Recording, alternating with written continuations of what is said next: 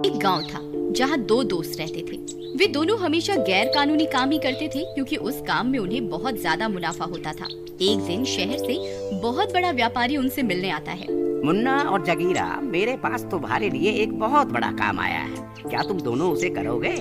जरूर जरूर, क्यों नहीं। अगर मुनाफा ज्यादा होगा तो हम कुछ भी काम करने को तैयार हैं। बताओ क्या करना है। इस काम में बहुत खतरा है, देख लो, सोच लो।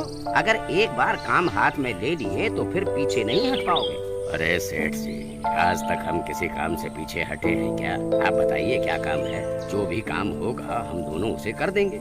मेरे पास विदेश से एक काम आया है। उन्हें 5 लीटर कोबरा सांप के जहर की जरूरत है। मुंह मांगे पैसे मिलेंगे। बताओ, कर पाओगे ये काम? अरे सेठ जी, आप सठिया तो नहीं गए? ये कैसी बात कर रहे हो? आपको पता भी है एक सांप से केवल कुछ बूंद जहर ही मिलता है, तो 5 लीटर सांप का जहर कहाँ से लाएंगे? इसके लिए तो बहुत सारे सांपों की जरूरत होगी। ये काम तो नामुमकिन लगता है सेठ जी। अरे मुन्ना, तुमने सुना, मुंह मांगे पैसे मिलेंगे?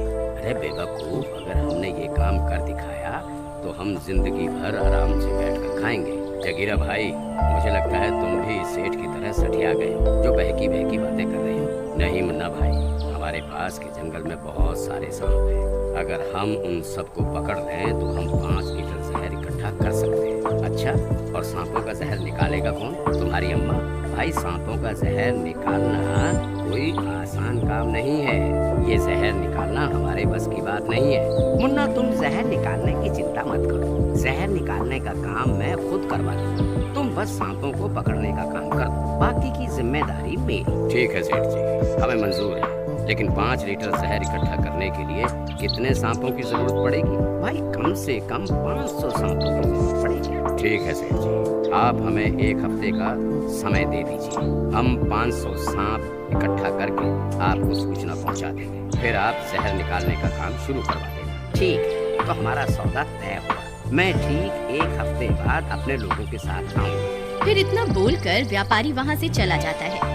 जगीरा भाई, मुझे लगता है हमने ये काम पकड़कर सही नहीं किया। इस काम में बहुत ज्यादा जोखिम है। अगर किसी सांप ने हमें डस लिया तो हमारा मरना तय है। तू डर मत यार, कुछ नहीं होगा। मेरे पास एक तरकीब है। आज रात को हम जंगल चलेंगे सांपों को पकड़ने के लिए। तुम तैयार रहना। फिर रात होने पर वे दोनों जंगल की ओर सांपों की तलाश में चल देते हैं। थोड़ी दूर चलने पर उन्हें कुछ सांप दिखाई देते हैं। वो देखो मुन्ना, वहाँ सांप है।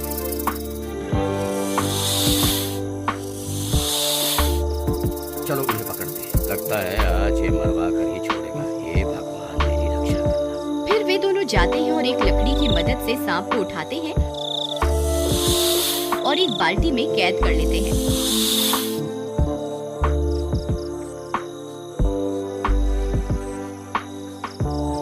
फिर वे थोड़ी दूर जाते हैं और कुछ और सांपों को भी बाल्टी में कैद कर लेते हैं। जगीरा भाई, मुझे लगता है हमने 100 सांप पकड़ लिए हैं।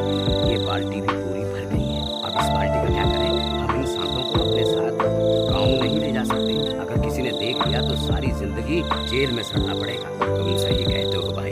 मेरे पास एक तरकीब है। हम यहीं जंगल में एक गड्ढा खोद देते हैं और इन सांपों को उस गड्ढे में कैद कर देते हैं। फिर वे दोनों मिलकर एक बड़ा सा गड्ढा खोदते हैं और सारे सांपों को उस गड्ढे में डाल देते हैं और वापस अपने गांव आ जाते हैं। फिर अगले दिन मुन्ना भाई, कल तो हमने खूब सारे सांप पकड़े। अगर ऐसे ही हमें सांप मिलते रहे तो हम 1 हफ्ते में 500 सांप तो पकड़ ही लेंगे। फिर पिछले दिन की तरह वह जंगल जाते हैं और बहुत सारे सांपों को पकड़ लेते हैं और उसी गड्ढे में कैद कर देते हैं। इसी तरह 1 हफ्ता बीत जाता है। जगीरा भाई, मुझे लगता है हमने 500 सांप इकट्ठा कर लिए। अब बस हमें सेठ का इंतजार करना है, जो आकर इन सांपों का जहर निकलवाए। फिर हम माला माल हो जाएंगे। कुछ देर इंतजार करने पर उन्हें वह सेठ आता हुआ दिखाई देता है। वह सेठ अपने साथ कुछ लोगों को भी लाता है। मुन्ना और जगीरा, मुझे उम्मीद है तुमने अपना काम बखूबी निभा दिया होगा। हाँ सेठ जी, हमने तो अपना काम बखूबी कर दिया है। अब आप जहर निकालने का काम करो और हमें हमारे पैसे दो।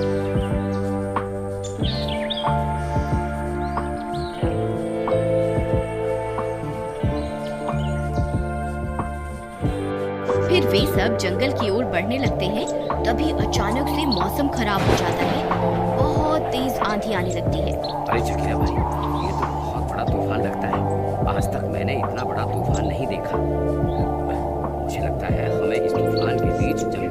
जाना चाहिए। नहीं नहीं, हम और इंतजार नहीं कर सकते, हमें अभी जंगल जाना होगा।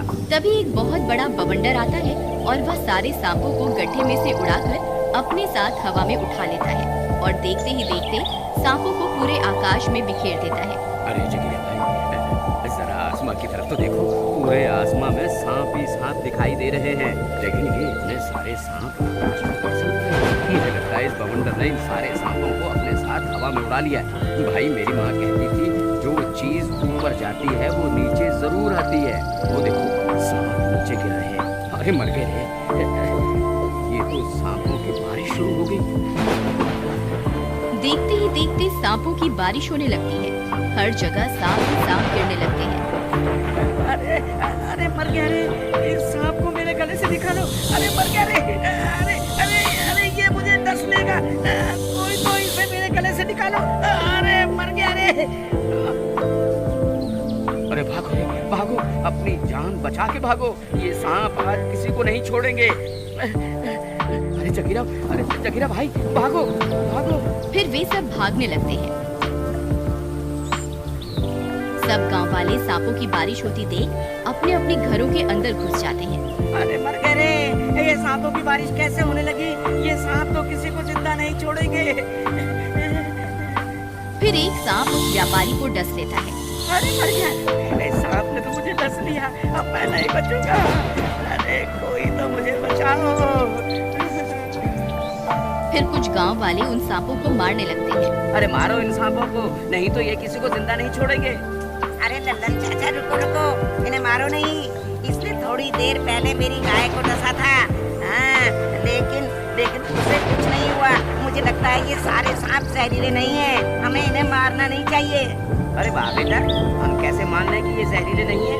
अगर इसने मुझे काटा और मैं मर गया तो उसकी जिम्मेदारी कौन लेगा? ठीक है, अगर ऐसी बात है तो सबसे पहले मैं इस सांप को उठाता हूँ। फिर वह बच्चा उस सांप को उठाता है और उसे जंगल की ओर ले जाता है।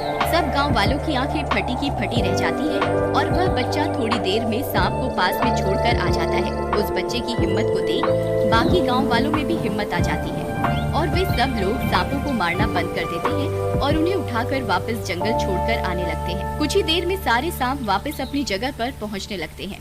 जगीरा भाई, आज तो बाल बाल बच गए। अगर किसी को हमारी इस करतूत के बारे में पता चल जाता तो हमारी खैर नहीं थी।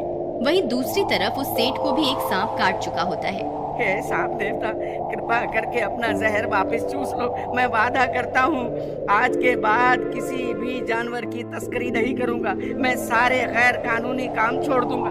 बस अपना सारा जहर वापस चूस लो। अरे सेठ जी, रोना बंद करो, कुछ नहीं होगा तुम्हें। ये सारे सांप जहरीले नहीं है, इनके काटने से किसी को कोई नुकसान नहीं हुआ है, आपको भी कुछ नहीं होगा। अच्छा मुन्ना और जगीरा, आज के बाद मैं कोई भी गैर कानूनी काम नहीं करूँगा। तुम ये सब गलत काम छोड़ दो।